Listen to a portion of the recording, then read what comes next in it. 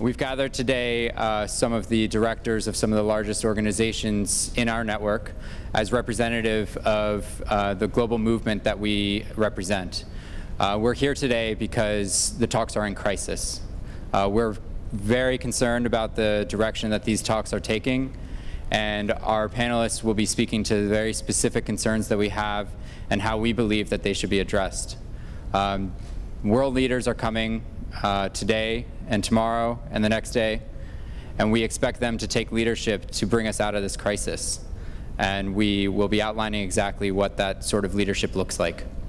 So we'll start with Jeremy. Thank you. Well, good morning. And as you say, we are in a crisis. As of this morning, the text is in brackets.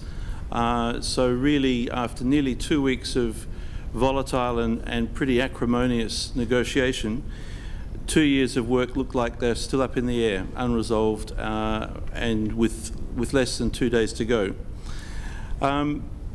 It's pretty obvious that this is beyond negotiators and beyond ministers to resolve, and so we are strongly hoping that this will now be taken to the political level by heads of state, where it needs to be resolved politically. The costs of delay, every month, every year that we delay taking action, the costs in the future will be astronomical compared to what we are talking now. We would like to see the same kind of political will by world leaders, particularly the rich countries, to ensure that they showed 18 months ago when they mobilized trillions of dollars to bail out the banks, the bankers, and the bonuses. They now need to actually show that same political will to bail out the future of our children and grandchildren. So to conclude, we would say the science says we must, technology says we can, and our world leaders gather here must say they will deliver a fair, ambitious, and legally binding treaty. Failure to do so will be the worst political crime they would have committed in our living memory. There's been persistent rumors and even statements in plenary that some of the poorest, most marginalized, and worst affected countries in the world have felt excluded. They have felt that their positions have not been heard by the presidency.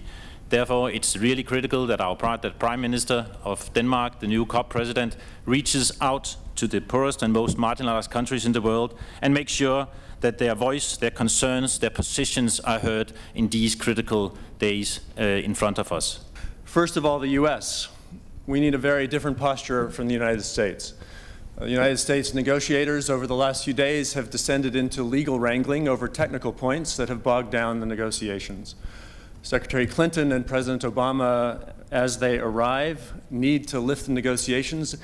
We need to see from the U.S. a serious effort to engage other countries in a multilateral discussion that is about forging an agreement that is a truly ambitious global response. Secretary General Ban Ki-moon told the Financial Times today that a deal on long-term financing is not so necessary now. We have to be very clear here that if the financing is not on the table, and if developed countries do not accept the historical responsibility that is implied by the call for the financing, then in fact that it will be a complete deal breaker by the 18th of December. Ivo de Boer is the lead UN official here of what he said in July at the G8. He said asking developing countries to sign up to a deal without financing is like asking somebody to jump from an aeroplane and saying when you're halfway down you'll get a parachute. And that's a context. You're not going to get developing countries to move based on the track record of broken promises by rich nations in terms of financing.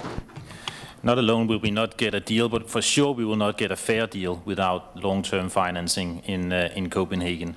And I believe it was an unwise comment of the Secretary General, and I do not believe either that he represents the full membership of the UN in saying so. On the NGO access and the security issues, these negotiations are unprecedented in terms of the number of heads of state that are here and in terms of the attention that we're seeing on the world stage. That's a good thing. We think that world leaders need to come to Copenhagen. We're happy that they're coming, but we need to see them take leadership. With that, of course, comes a lot of security issues, a lot of new arrangements.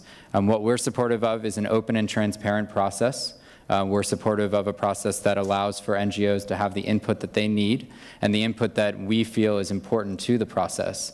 We're all here representing millions of our members back home, supporting a fair, ambitious, and binding deal in Copenhagen. And so we think that we have a critical role to play in achieving such an outcome.